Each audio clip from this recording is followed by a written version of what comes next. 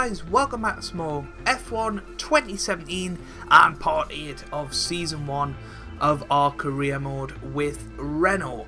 And today we have the Monaco Grand Prix, and that's certainly going to be fun. It's all about qualifying, of course. Power circuit is not what it is, so you know we should be quite competitive. I think we've got a good chassis compared to the rest of people, or the I don't really know what I'm trying to say, to be honest with you. I'm just rambling really. We've got a better chassis than some of the cars, you know, like the Williams and maybe even the Force India, so we should be ahead of them, you would think. For some reason it hasn't progressed to the next weekend, but we shall do that now. I've put the old power unit in the car, just for practice. I don't think we'll need much power during practice, so that's fair enough. I've also turned up the volume on the Elgato, so you guys can hopefully hear Chris when he's coming. Yeah, I am hoping that we will have the power update, the powertrain update that we bought in the last episode. That was 1,000 resource points, so if that doesn't come through, that'll be a real disappointment. But you know, hopefully it will come through, and we'll have a more powerful engine ready for the likes of Canada and Baku, and then Austria, and then Britain. You know, we've got a lot of power circuits coming up, so yeah, we're going to need a good powertrain. But I'll be handing over to Chris very soon, depending on how long this takes to load. It sometimes takes a little while. Or we could be, I was going to say, we could be waiting till the next weekend. Oh, that's a little bit annoying and a bit of an anticlimax, isn't it? But there you go. How much progress have we made on it? It's another week until that is, so Spain and Monaco must have been back to back. I couldn't remember.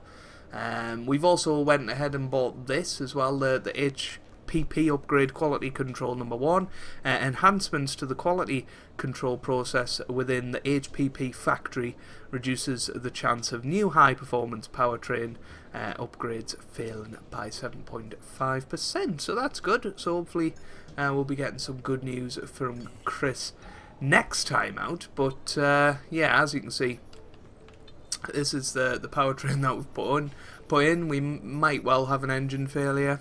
We'll just have to see. I don't see us being able to complete the sort of race strategy and things like that, but we should be able to complete the track acclimatization. But none of that is any worry to you. Yeah, it's now time for the qualifying report with whoever.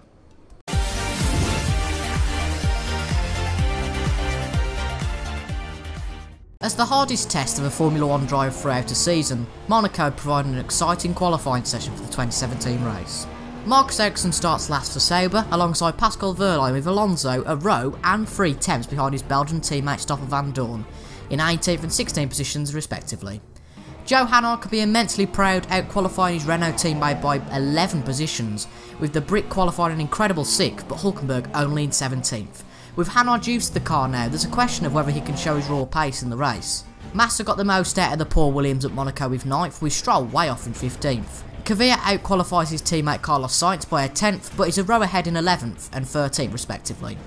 Esteban Ocon is out-qualified by Perez by 9 positions, with Perez a 10th above Joe Hannard, but Ocon really struggling over 2 tenths behind his nearest competitor Carlos Sainz. Roman Grosjean takes 12th, with Magnussen in 10th, and the Red Bulls take the 4th row with Ricciardo the fastest. The front 2 rows are mixed, with Bottas 4th, Raikkonen 3rd, Hamilton 2nd and Vettel P1. The start is going to be crucial at a track where it's tricky to overtake, and if Hannard gets a good start, can he get Renault's best result yet? Well, let's find out now with Anthony Davidson and David Croft.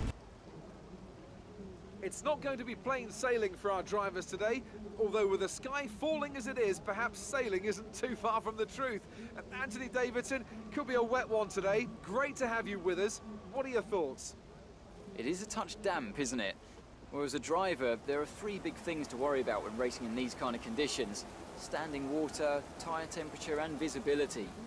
Judging distance to the cars around you is really tricky when you're driving through the vast amounts of spray that these wet weather Pirelli tyres kick up. We're almost ready to go then, and this is what the starting grid looks like for today's race. Sebastian Vettel has a clear track ahead of him today. He starts in pole position, and Lewis Hamilton completes the front row. Looking down the rest of the grid, we have Raikkonen, Bottas, Sergio Perez, and a Renault, Ricciardo, Verstappen, Massa, and Kevin Magnussen, Kvyat, Grosjean, Carlos Sainz, and Ocon, Stroll, Van Dorn, Nico Hulkenberg, and Fernando Alonso. Wehrlein and Marcus Ericsson rounds off the grid. Now it's almost time to lights out, so let's go down to the track. Okay, don't try anything silly into one. It's going to be crazy in there. Just do your best to stay out of trouble. Well, we will do our best. I'm back with the mic. Live commentary.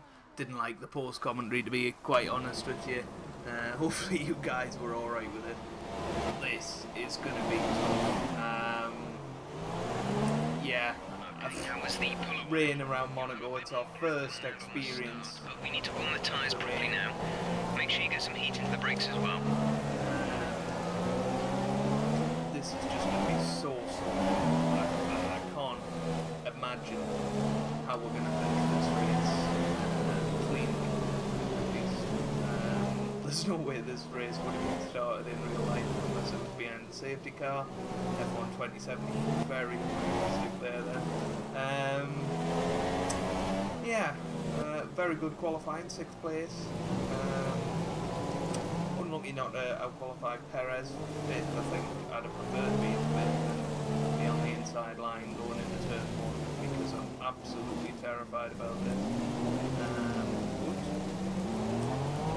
Do the whole back right look, but why not? That's a very bad idea.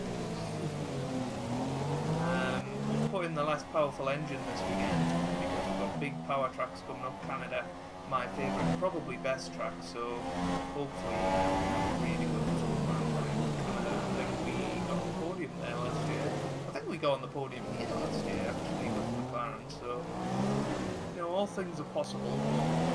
These conditions, I mean, it feels amazing.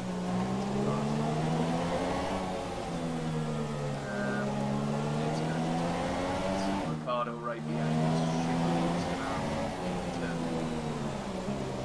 Visibility is going to be horrific. Oh, I'm nervous about this. But big thanks to Toby for the qualifying report. Yeah, I don't know what I'd do without you. Brilliant qualifying reports that you do, and also the viewing figures that you do. So, yeah. Thank you very much.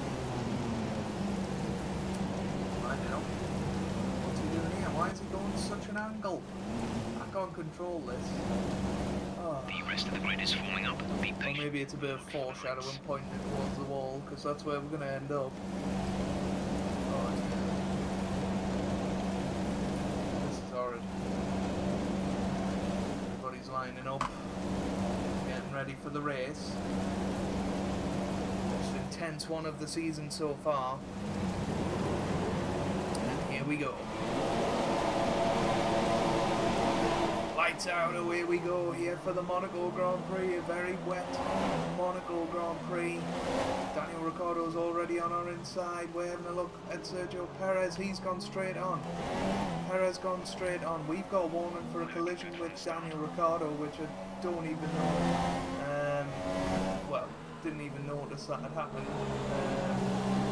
Luckily we've got a bit of a gap to Raikkonen in front, because now we can at least see where we're going into these turns. I couldn't see a thing going into turn 1. That was very, very intense, but now we're slowing right down into this slowest turn in Formula 1 Maribor, or something like that, I think it's called. I might be wrong. But and we've got Daniel Ricciardo ready to pounce behind us. Stay for now. That's a terrible, terrible corner. Yeah, warning for exceeding track limits. I don't blame them. That was horrid. Just couldn't get it to stop. tell you what, weather driving is very different in Formula 1 2017 than it is to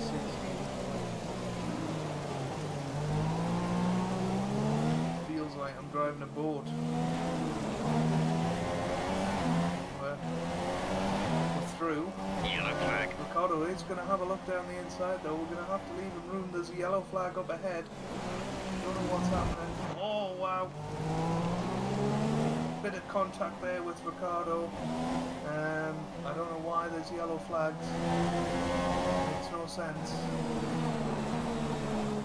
We've got a penalty. Why have we got a penalty? Hold on. What's a penalty for? Oh no, just a warning. Huh. How odd. Don't know why that's come up right, but because that looks like we've got a penalty. Black and white. Maybe it's just a warning. Saying that, you know, you break the rules again, you will get a penalty. But yeah, we'll just settle into the race. 5th place would be amazing. I'm not interested at all in catching up, to be honest. Unless we can really settle into those races. Now we're going to get concentrated on how far I'm getting in this race. So we're on to lap 6 now. We've maintained the gap to Danny Ricciardo behind us, and me and him are sort of pulling away from the people behind him. I don't know who exactly that is, but you know, we're 5th and 6th. We're pretty much a battle of our own. The car in front is 14.8 Confident seconds. of staying in it. We haven't really had a goal since that first lap, so yeah, we're doing alright. I don't think we're going to be pitting in this race unless the rain improves. It's not looking like improving at the moment. Heavy rain to stay a while. Doesn't look like it's moving anytime soon. And with that note, halfway through the race, looking good at the moment. We're in 5th place. We're quite a way behind the leaders, but we are putting in consistently decent laps. And me, Daniel Ricciardo was so far ahead in 7th place. The track is drying up a little bit. I've had a couple of messages from Jeff about the tyres getting too hot and stuff like that. The gap to the car ahead is 18.9 seconds. Standing water on the track to cool down the tyres, but yeah, overall things are going quite well. That is really hurt the car. It kind of shows how wide the F1 cars are now. That is something we really get around. Did you catch that? Say again. A nice touch as well is when Jeff's talking to you at the time of the track. Yeah, it's like you've lost signal, which makes sense when you're in a talk. I don't know if that's happening in real life. That's a nice little touch.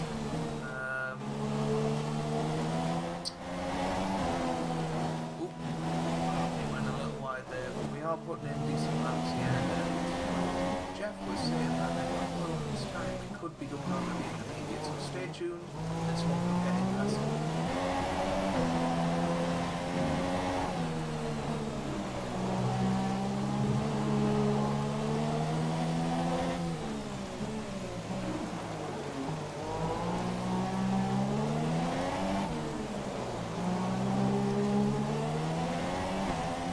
This could be the fastest lap of the race here.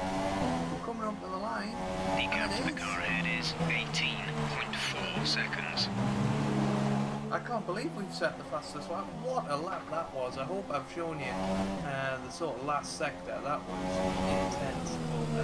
No, our pace has been getting better and better. I'm getting more and more confident in these conditions. And well, we've got 2 laps to hold on here. We're in 5th place, which will be amazing. At least 20 minutes of heavy rainfall. This is your final lap of the race. Well, finally something's happened. Danny Kvyat out of the race. I don't quite know what's happened. It looks like there's a bit of a pile-up. No, there's not actually. That's just a load of people close together on circuit. So it looks like Danny Kvyat's had an engine failure on this last lap. And well, somehow we kept it out the wall so far. And we're looking good to record our best result of our career so far here in Monaco, in the rain. And I just can't believe it. The yellow flag's up here, of course, so we will have to be careful. Race leader. And when the wall there, we had a lack of grip.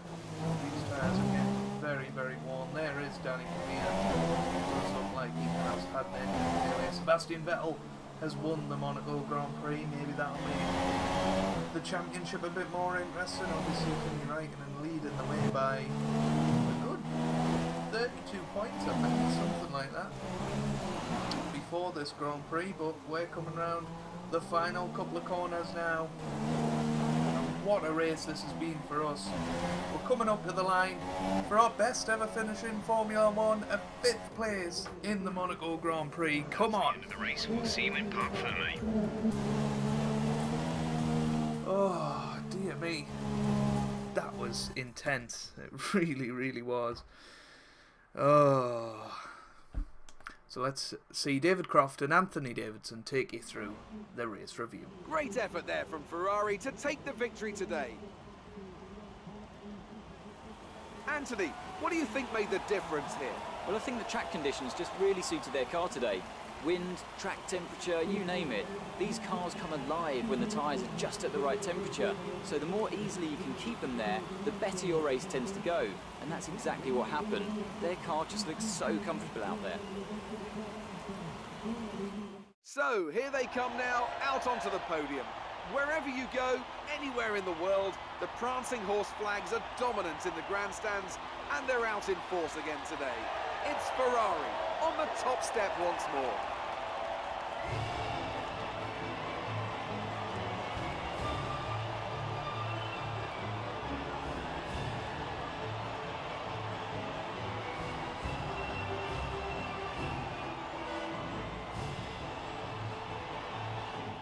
And now let's take a look at the driver's standings. It wasn't the best weekend for our championship leader, and their advantage at the top has been reduced.